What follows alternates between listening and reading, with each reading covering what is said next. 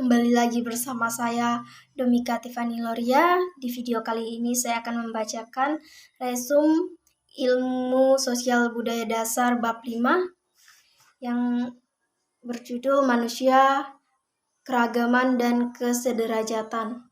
Yang A. Makna keragaman dan kesederajatan. Yang pertama, makna keragaman. Berasal dari kata ragam.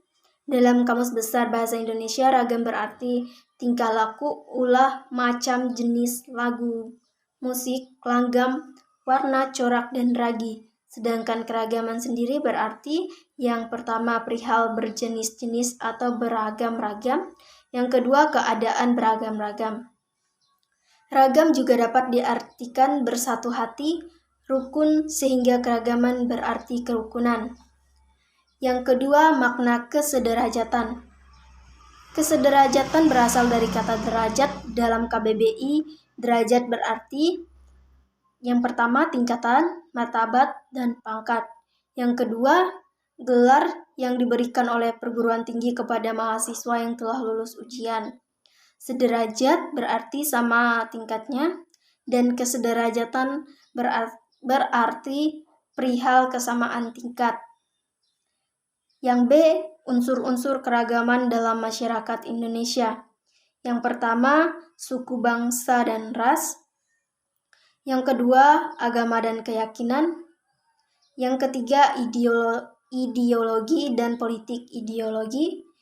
Yang keempat, adat dan kesopanan. Yang kelima, kesenjangan ekonomi. Dan yang keenam, kesenjangan sosial. C. Pengaruh keragaman terhadap kehidupan beragama, bermasyarakat, dan kehidupan global. Pengaruh keragaman terhadap kehidupan beragama akan menimbulkan dampak positif dan negatif. Pengaruh keragaman terhadap kehidupan bermasyarakat dan bernegara, dan di dalam masyarakat tersebut akan terjadi banyak pencampuran kebudayaan atau penyerapan antara satu budaya dengan budaya lain. Pengaruh keragaman dalam kehidupan global dapat menimbulkan dampak positif dan negatif. Pengaruh keragaman diantaranya, yang pertama, segmentasi ke dalam kelompok-kelompok yang memiliki kebudayaan yang berbeda. Yang kedua, memiliki struktur sosial yang terbagi-bagi ke dalam lembaga-lembaga yang bersifat non-komplementer atau tidak saling melengkapi. Yang ketiga, kurang mengembangkan konsensus atau kesepakatan di antara para anggota masyarakat tentang nilai-nilai sosial yang bersifat datar. Yang keempat, seringkali terjadi konflik di antara kelompok yang berbeda. Yang kelima, secara relatif integrasi atau pembauran sosial tumbuh di atas paksaan dan saling ketergantungan di dalam bidang ekonomi. Yang keempat, dominasi atau penguasaan politik oleh suatu kelompok. Yang ketujuh, jika keterbukaan dan kedewasaan sikap disampingkan, besar kemungkinan tercipta masalah-masalah yang menggoyahkan persatuan dan kesatuan bangsa, seperti disharmonisasi atau tidak bahagia. Yang kedua, perilaku diskriminatif dan eksklusivisme. Ada beberapa hal yang dapat dilakukan untuk memperkecil masalah yang diakibatkan oleh pengaruh negatif dari keragaman, yaitu yang pertama, semangat religius, yang kedua, semangat nasionalisme, yang ketiga, semangat pluralisme, yang keempat, semangat humanisme, dan yang kelima, membangun pola komunikasi. Bagian yang terakhir, yaitu bagian D, problematika diskriminasi. Kesederajatan versus diskriminatif. Diskriminasi sebagai realitas yang problematika.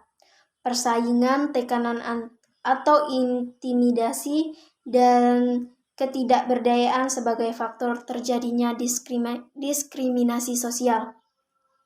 Diskriminasi adalah tindakan yang melakukan pembedaan terhadap seseorang atau kelompok orang berdasarkan ras, agama, suku, etnis, kelompok, golongan status, dan kelas sosial ekonomi, jenis kelamin, kondisi fisik tubuh, usia, orientasi seksual, pandangan ideologi dan politik, serta batas negara dan kebangsaan seseorang.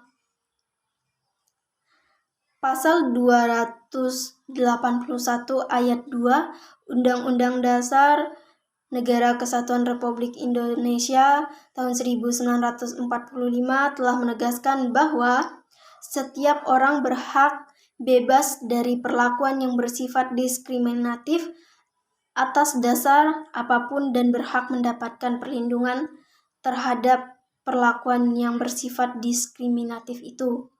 Sementara pasal 3 Undang-Undang Nomor 30 Tahun 1999 tentang HAM telah menegaskan bahwa setiap orang dilahirkan bebas dengan harkat dan martabat yang sama sederajat. Sekian hasil resumen saya di bab 5. Terima kasih.